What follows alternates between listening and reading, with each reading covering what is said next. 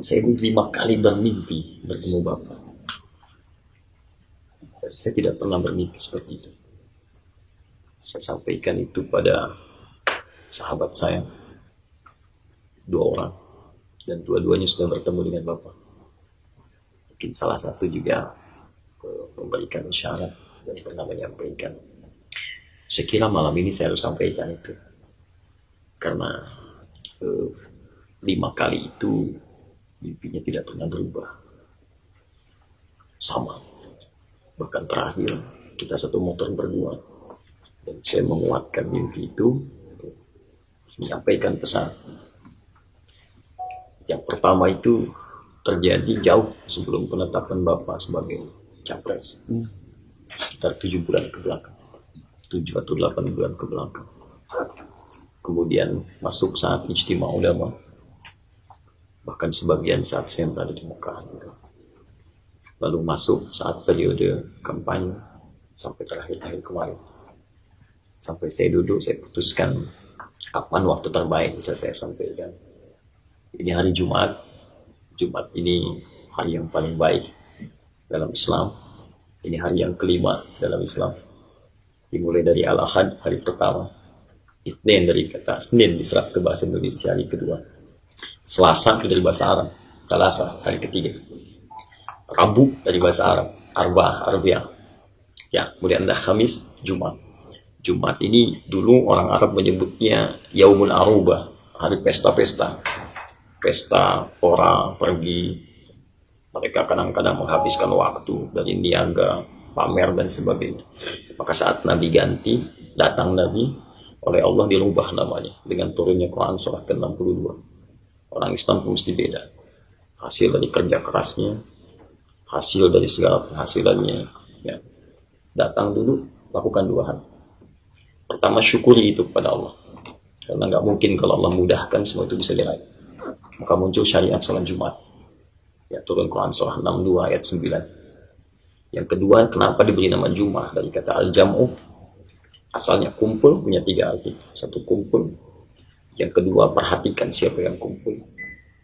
Yang ketiga, bangun relasi dengan setiap yang kumpul, supaya soft itu kuat. Di Jumat itu bukan datang, duduk dengan khutbah, ngantuk, sholat lantas pulang, bukan seperti itu. Dan tidak pernah ada Jumatan di masa Nabi kecuali Jumat itu jadi solusi. Orang lapar dapat makanan, orang haus dapat minum, orang punya masalah dan memberikan solusi. Orang datang Jumat itu selesai masalah. Jumat itu hari baik, hari kumpul untuk menemukan solusi. Jumat Nabi Adam diciptakan. Jumat Nabi Adam ditugaskan untuk memimpin umat di bumi. Ya, turunkan ke bumi, Quran surah kedua ayat 38, diberikan tugas. Quran surah kedua ayat 30. Ini ja'ilun fil ardi khalifah. Kau mesti jadi seorang pemimpin yang bagus di muka bumi. Makna khalifah itu bukan sekedar pemimpin, tapi kata para ahli tafsir juga memiliki makna yang memakmurkan, memberikan maslahat. Dia orang tinggal di bumi itu jangan cuma numpang hidup. Makanya usia kita diberi nama dengan umur. Ya, seakar dengan kata makmur, sesuatu yang bermanfaat. Jadi selama hidup bermanfaat pada orang, sukses. Ya, berikan hal-hal yang positif. Di hari Jumat ini wahyu turun, dan dengan turunnya itu Nabi diangkat jadi pemimpin di muka bumi. Rasul terakhir, pemimpin semua umat sampai dengan wafat dan meninggalkan umat. Sekira mudah-mudahan hari ini semua hari Jumat, ya? Hari Jumat. Semua Jumat. Jadi semua yang baik-baik itu terjadi di masa Nabi SAW di Jumat. Jumat itu selalu erat dengan kemenangan. Jumat erat dengan solusi, manfaat. Dan saya memohon pada Allah mudah-mudahan pertemuan kita juga tidak keluar dari isyarat-isyarat yang terjadi. Tidak ada yang ditunggu, Pak. Saya lagi nunggu TV, Pak. Ya, itu umum saja nantilah ya. Ya. Jadi Pak Prabowo mohon izin, dan mungkin juga ada teman-teman, karena ini sifatnya umum juga bisa saya sampaikan. Tapi bagian terakhirnya nanti saya hanya akan tunjukkan kepada Pak Prabowo, boleh ya? Pertama, ada 3 bagian di mimpi itu yang saya sampaikan, dan saya yakin ini benar. Sebab kalau sekali saja mungkin itu setan, tapi kalau 2 kali, 3 kali, 4 kali, 5 kali itu tidak berubah. Dan saya tanyakan kepada ulama-ulama yang memang punya kapasitas keilmuan yang baik, hatinya bersih, dan mereka sepakat dengan itu semua. Di antara mereka yang sering Bapak datang konsultasi, kemudian setiap telepon dengan Bapak, dia telepon saya. Kami bicara panjang di telepon, kadang setengah jam, kadang 1 jam. Dan perkembangan itu ya insya Allah kami amati. Pertama, ada pesan dalam Al-Quran, surah ketiga Al-Imran, ayat ke-26. Ini saya sampaikan tadi jauh sebelum Bapak letakkan ini capres. Qulillahumma malikal mulki tu'til mulka man tasha wa tanzi'ul mulka mimman tasha. Katakan, hanya hak prerogatif Allah, hanya hak prerogatif Allah untuk memilih seorang hamba dengan menitipkan amanah kedudukan, bahkan untuk menjadi seorang pemimpin. Kalau Allah sudah tetapkan pada orang itu, tidak akan ada yang bisa mencegah. Silahkan maksimalkan ikhtiar. Jangan takut dengan kurangnya logistik. Jangan takut dengan makar. Jangan takut dengan tekanan. Karena semua hal yang disiapkan itu tidak akan berpengaruh pada fokus Allah. Cukup berikhtiar dengan baik, lakukan dengan jujur, niatkan dengan ikhlas. Maka kalau Allah sudah pilih, itu pasti akan terjadi.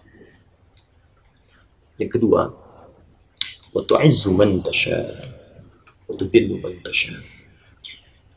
Allah berpesan, jika nanti kedudukan sudah berakhir, maka buatlah kebijakan-kebijakan yang itu menghasilkan kebanggaan Bapak di hadapan Allah. Izzah, sesuatu yang bisa membuat Bapak bangga dan diapresiasi. Bukan cuma urusan dunia, tapi satu saat semua amanah ini akan Bapak bawa di hadapan Allah. Tim sukses tidak akan ada yang menghadap, pengawal tidak akan ada. Bapak hanya akan menghadap pada Bapak sendirian. Maka siapkanlah kebijakan-kebijakan terbaik, buat maslahat yang paling baik, sehingga ketika semua itu Bapak bawa di hadapan Allah, Bapak punya kebanggaan. Kalau ini Bapak lakukan, maka akan Allah berikan 2 kemuliaan, satu di dunia, satu di akhirat. Yang di dunia Bapak akan mendapatkan apa yang disebutkan Nabi dalam hadis Sahih Al-Bukhari, riwayat sahabat Abu Hurairah. Kata Nabi, "Thalathatu la turaddu da'watuhum." Ada 3 golongan yang doanya tidak akan pernah ditolak. Dari 3 ini yang pertama disebutkan Al-Imamul Adil, pemimpin yang adil, pemimpin yang memberikan maslahat bagi kehidupan masyarakat di sekitar. Yang kedua, As-Sa'imah hatta yuftirah, orang puasa sampai buka. Dan yang ketiga, Da'watul Mazlum, doa orang yang terzalimi. Itu dunia. Jadi ketika Bapak bersikap adil, buat kebijakan yang baik-baik, itu malam-malam Bapak berdoa, bangun, pikir, sholat, bahkan dalam setiap kesempatan sholat Bapak memohon kepada Allah, itu doanya mustajab. Tidak harus jadi ustaz. Doa mustajab itu tidak hanya seorang kiai yang langsung dijawab, ya. Tapi kata Allah melalui lisan nabinya, seorang pemimpin yang adil, dia angkat tangan yang bermohon seketika dikabulkan. Maka Imam Ahmad pernah menyampaikan, kalau ada orang yang punya satu permohonan, satu aja, dan itu mustajab, minta pemimpin yang adil. 2, ada kemuliaan di akhirat. Hadis ini sudah sangat populer. Orang yang di dunia yang diberikan amanah kepemimpinan dan dia bersikap adil, baik, membuat kebijakan maslahat, maka dia akan diberikan jaminan ketenangan sebelum hisab. Sab'atun yadhilluhumullahu fi dhillin yawma la dhilla illa dhilluh. Ada 7 golongan yang akan diberikan perlindungan oleh Allah saat orang lain merasa susah, sulit, dan tidak peduli masuk neraka atau surga. Yang penting pengen segera dihisab. Nah, situasinya berat, lebih berat dibandingkan situasi dunia, tekanan yang lebih banyak. Maka ada 7 golongan yang santai saja, tenang gitu. Kok melihat orang kenapa ya banyak gelisah, banyak takut, ya ambil tenangnya. 7 golongan ini pertama kali disebutkan Al-Imamul Adil, pemimpin yang baik, yang adil, yang bijak, punya kebijakan-kebijakan yang positif. Maka ditawaran, kata Allah, saya tidak pilih yang lain, saya titipkan pada yang saya pilih. Mudah bagi saya pilih yang lain, tapi saya pilih seseorang buat kebijakan yang baik. Tapi kalau Bapak simpangkan kedudukan itu dan membuat kebijakan yang bertentangan dengan hukum Allah, menyimpangkan kedudukan, membuat kebijakan yang tidak baik, mencelakai rakyat, berkhianat kepada amanah, maka kata Allah, waktu dhillu man tasha, saya akan rendahkan. Jangan tunggu sampai akhirat, tapi saya rendahkan kehidupannya bahkan sejak di dunia. Saya buat namanya tidak baik, saya buat kesannya tidak baik. seperti Allah memberikan kesan kepada Firaun, Namrud, dan semisal. Yang kedua. Dan yang ketiga ini yang paling menarik.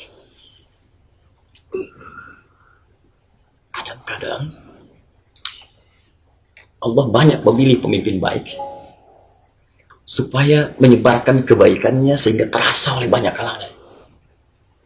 Kebijakannya, kesejahteraan, kenyamanan, ketenangan, harmoni. Tapi ada kalimat yang indah di mimpi itu. Tapi kadang Allah berikan pendahuluan pemimpin yang kurang baik supaya diketahui madarat yang lebih besar, bahaya yang besar yang belum tampak sebelumnya. Tampakkan itu dulu supaya Bapak bisa lihat ada masalah yang lebih besar yang sebelumnya nggak tampak. Maka pesan saya di mimpi itu Bapak catat baik-baik apa saja yang muncul itu. Restaurisir. Dan itulah yang jadi bahan Bapak untuk perbaikan. Nah, sebelum saya bangun dan saya terkejut dengan bangun itu, tiba-tiba saya ucapkan satu kalimat. Dan saya tidak akan buka pada yang lain, saya lihatkan Pak Tarbowo saja. Izin boleh kan? Saya sudah tuliskan. Bismillah. Sebab kalau saya buka, bergoncang dunia ini. Sebentar. Kalau pesannya. Oke, boleh baca. Ini ditulis. Saya. Saya sudah. Nah, dalam itu. Dalam mimpi. Langsung bangun ini, langsung saya bangun. Dan saya sampaikan pada beliau ini, saat kami bertemu, saya tunjukkan fotonya pada Bapak. Dan beliau tidak bisa jawab, hanya diam saja.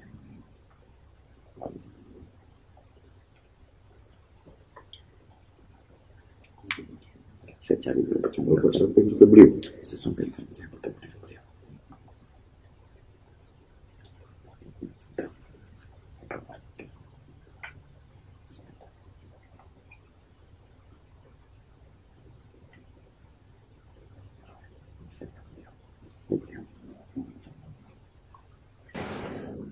Bicara jasa. Saya minta hanya dengan berdua saja. Kebanyakan syarat Kapan itu? yang kunjungan ke saya tidur sendiri. Ya, saya langsung datang. Saya klarifikasi. Apa kesini tadi? Saya di sini. Beliau nggak jawab. Beliau paham. Beliau paham. Tapi nggak jawab. Tidak jawab. Ya, tapi ya, saya paham isyarat. Ya, jadi saya pikir, insya Allah semuanya baik. Mudah-mudahan juga insya Allah jalannya lapang. Ya, dan seperti apa yang disampaikan, mudah-mudahan bisa dipegang dengan baik ke depan. Saya yakin yang saya tadi kasih lihat Bapak terakhir, itu yang dimaksudkan sebelumnya.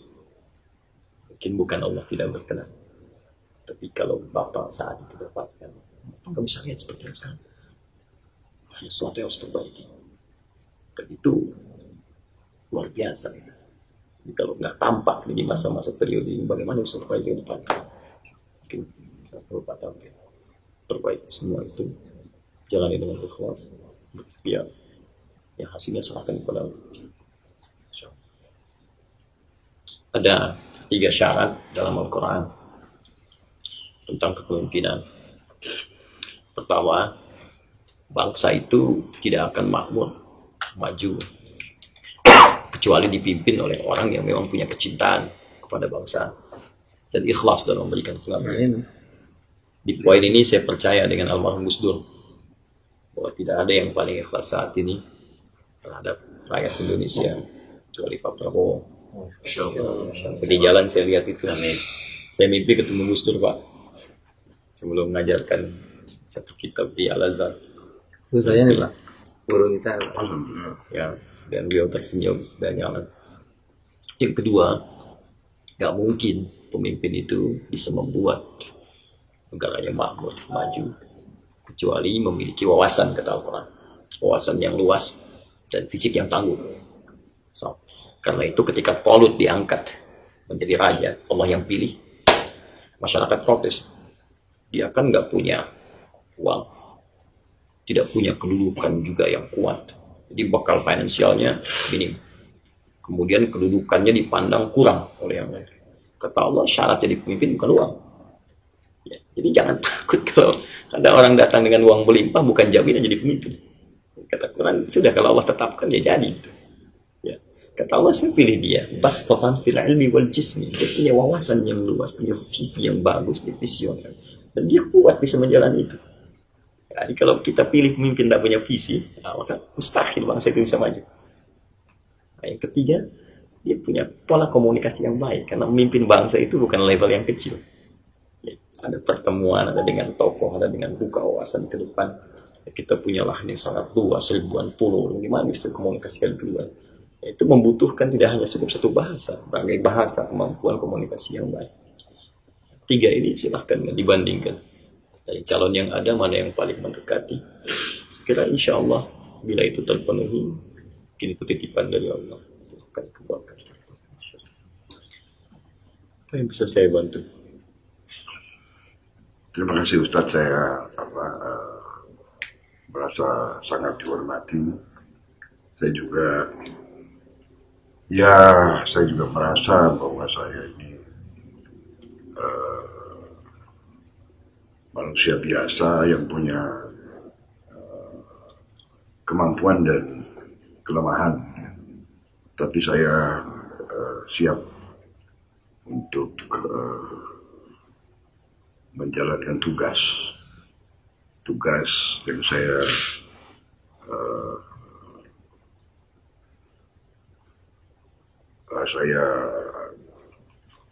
merasa bahwa rakyat menaruh di pundak saya. Jadi saya siap untuk melaksanakan.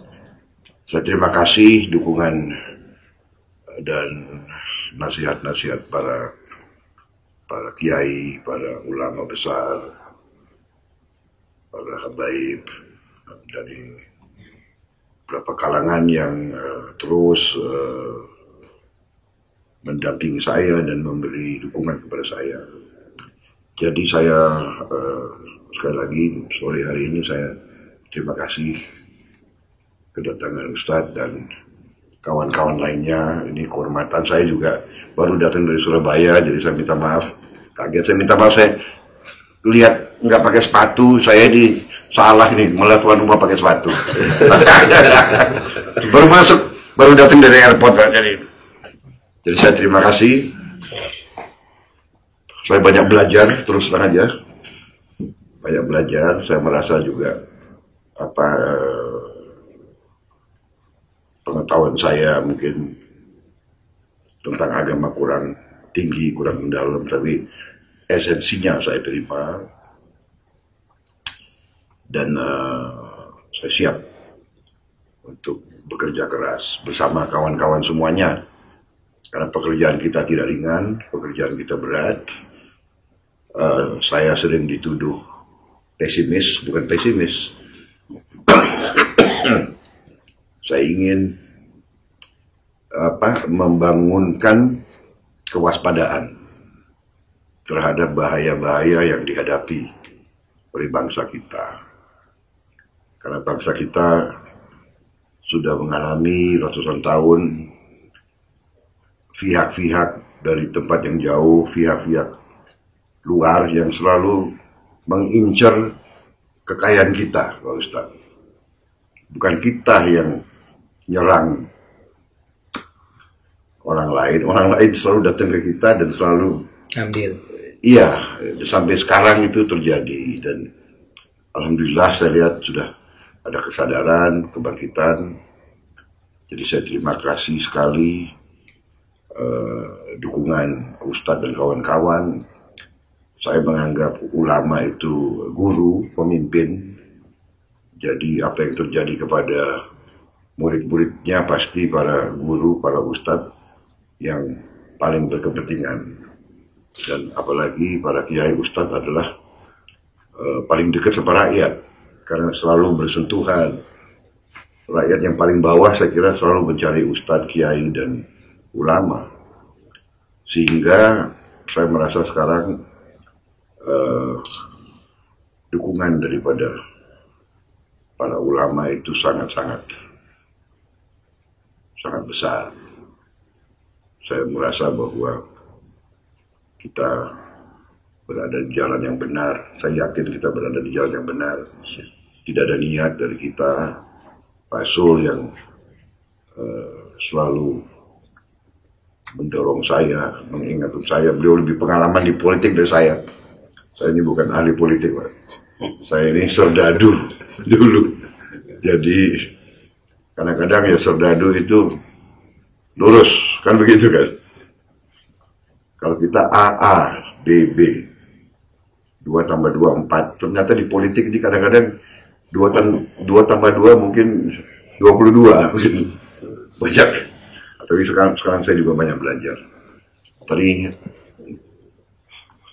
pesan-pesan itu saya sangat catat, Pak Ustadz. Saya mudah-mudahan saya kuat untuk menjalankan amanah.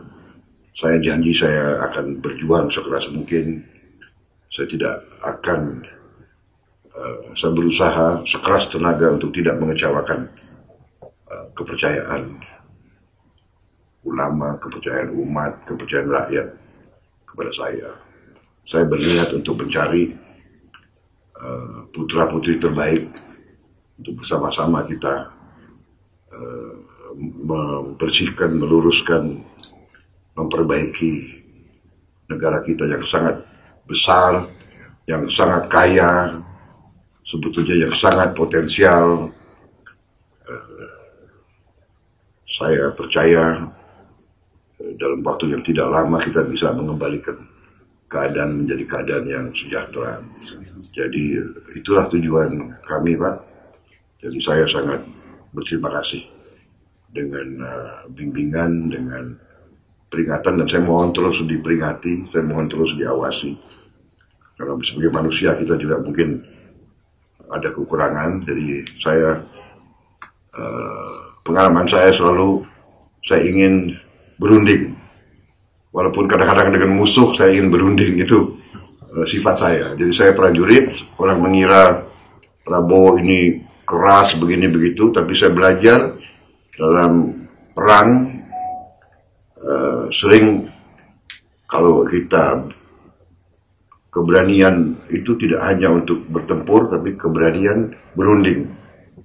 Jadi saya selalu ingin coba mencari tadi solusi yang bisa memuaskan banyak pihak. Kadang-kadang sulit. Kadang-kadang kita harus ambil keputusan yang mengecewakan banyak pihak. Tapi demi kepentingan yang besar harus dilaksanakan. Jadi saya bertekad sama kawan-kawan dalam tim kami, kita akan cari nasihat, cari bimbingan, cari masukan dari sebanyak mungkin sumber. Dan kita akan konsultasi terus dengan pemimpin-pemimpin umat, pemimpin-pemimpin dari semua golongan untuk mencapai apa yang kita cita-citakan bersama. Saya kira itu dari saya, Pak Ustadz. Sekali lagi terima kasih kunjungannya. Ya, saya tahu Ustadz dan kawan-kawan banyak kesibukan. Jadi di saat-saat yang seperti inilah kadang-kadang kita harus ambil keputusan, tidak terlalu banyak perencanaan gitu. Begitu Pak Sul telepon dari Lampung, saya segera datang untuk berjumpa. Jadi ini rumah orang tua saya, Pak Ustadz. Saya ya hanya menjaga rumah ini. Saya kira demikian, kawan-kawan sekalian. Terima kasih. Saya tidak pernah rencanakan tuh. Terakhir kemarin saya bicara tentang kemuliaan puasa. Suratnya 2, ayatnya 2 semua. 2. Saya bicara hadis tentang pola sholat malam. Baru saya sebutkan hadisnya, rakaatnya 2 juga. 2 orang sudah pada ngangkat tangan saya. Jadi saya lihat pundak Bapak itu, harapan itu begitu besar di masyarakat. Banyak orang berkumpul, bukan ratusan ribuan, Pak. Sekali datang 10.000, 20.000. Istiqlal dengan pasir banyak berdiri 200.000. 100.000. Acara sama Ustaz terakhir saya datang 200.000. 200.000 Di Istiqlal. di Istiqlal. 200.000. Itu tidak cukup luas. Dan itu bukan orang biasa, Pak. Ahli Quran. Ahli Quran seluruh wilayah Indonesia, termasuk yang tinggal di luar itu mereka datang, ya, dan mereka punya harapan yang sangat besar untuk perubahan, untuk kemajuan, untuk kesejahteraan dan sebagainya. Jadi saya mau katakan bahwa dukungan itu luas, semangat itu begitu tinggi, tapi kepercayaan mereka juga besar. Saya berharap Bapak istiqomah. Kalau Allah tetapkan jadi ke depan, jangan jauh dari ulama. Bahkan ini, beliau ini penasihat jati, jaringan, ada Timur Tengah. Setting bertengah itu kumpul, bikin grup, dan mereka percaya dengan Allah. Ya, jadi itu yang mungkin jadi bagian dari semangat-semangat terbaik. Dan mereka ada di belakang dengan doa, dengan dukungan, datang ke pengajian. Kan kalau Nabi itu sampaikan orang baik ketemu yang baik lagi. Karena roh itu tidak akan mungkin bertentangan. Ya. Yang sering menyebut Bapak ngasih isyarat itu kan umumnya orang baik. Orang datang ke pengajian, nggak pernah dibayar, nggak pernah macam-macam, datang ke Monas, datang ke BPK, mereka kumpulkan uang sendiri, bersihkan sampah sendiri. Nyumbang, ada yang tadi nyumbang banyak. Nyumbang juga selalu disumbang oleh orang miskin. Setiap pertemuan disumbang oleh orang kecil. Ya, itu tidak mudah gitu. Saya pun untuk kesini tidak mudah. Tidak mudah dapat telepon, SMS macam-macam. Saya cuma mau nyampaikan mimpi, apa salahnya? Saya kehilangan patwal, kehilangan ini, kehilangan itu. Tapi kan dunia. Yang penting kita nggak kehilangan Allah ya. Yang kedua, ini yang penting saya sampaikan. Jika Bapak Allah tetapkan jari dan baik, buat maslahat yang baik sebagai bagian dari ibadah, maka saya akan jadi orang pertama yang bersaksi di hadapan Allah hari kiamat tentang baiknya Bapak. Allah Akbar. Dan saya gandeng tangan Bapak ke surga. Allah Akbar. Tapi kalau Bapak khianati amanah kepemimpinan, maka saya menjadi orang pertama di hadapan Allah bersaksi tentang kecurangan Bapak. Saya mohon akan kita gandakan siksa Bapak di neraka. Bertakwalah kepada Allah. Saya akan berdoa siang malam dalam hidup saya. Saya mohon bawa beban ini dengan baik. Dekati para ulama yang telah tulis menjual dengan Bapak, karena mereka tidak dibayar dengan Bapak. Kecuali Allah Subhanahu wa Ta'ala. Allahumma taqabbal minna innaka antas samiul alim wa tub alaina innaka antat tawwabur rahim. Allahumma salli wa sallim wa barik ala rasulika al-karim nabiyyika al-amin sallallahu alaihi wa alihi wa sahbihi. Allahumma la tada' lana fi maqamina hadha wa fi kulli maqamin dhanban illa ghafarta. Ya Allah, jika ada pendosa di tempat ini berkumpul, sebesar apapun dosanya, maka jangan biarkan meninggalkan kediaman ini kecuali Kau ampuni segala dosa-dosa. Amin. Allahumma wala hamman illa farajta. Ya Allah, jika di tempat ini ada satu pun di antara mereka sedang gelisah hatinya, maka mohon tenangkan keadaan jiwanya. Amin. Ya Allahumma wala maridan illa syafi'ta. Ya Allah, jika ada di antara kami yang tengah keuji dengan penyakit seberat apapun, maka angkat dan sembuhkan penyakit. Allahumma wala asiran illa yassar. Ya Allah, jika ada di tempat ini yang tengah mengalami kesulitan dalam tekanan apapun yang mereka rasakan, maka ringankan segala kesulitan mereka dan hilangkan. Allahumma la hajatan min hawaijid dunya wal akhirati fiha laka ridwan wa fiha lana as-salam illa qadaitaha ya arhamar rahim. Ya Allah, jika ada pun hajat terbaik ya Allah yang Kau ridai untuk maslahatnya lebih besar yang kami mohonkan, diucapkan ataupun hanya disematkan dalam jiwa kami, maka selama itu Engkau ridai, maka mohon kabulkan dan mudahkan ya arhamar rahim. Amin. Allahumma rizukna ya Allah ni'mat ar-ra'i dari tambah. Ya Allah, anugerahkan kepada kami pemimpin yang Engkau ridai ya arhamar rahim. Allahumma rizukna ya Allah isal amanah ra'isul adli fata'ala. Ya Allah, anugerahkan kami bagi bangsa Indonesia. Kami mendambakan pemimpin yang adil. Kami mendambakan ya Allah pemimpin yang mampu membawa kami pada kemajuan dan sejahtera. Allahumma tafaina ya Allah biraisil zalimin. Ya Allah, kami cukupkan ya Allah. Kami mohon jangan anugerahkan kami pemimpin yang berkhianat, pemimpin zalim, pemimpin yang merusak. Allahumma ya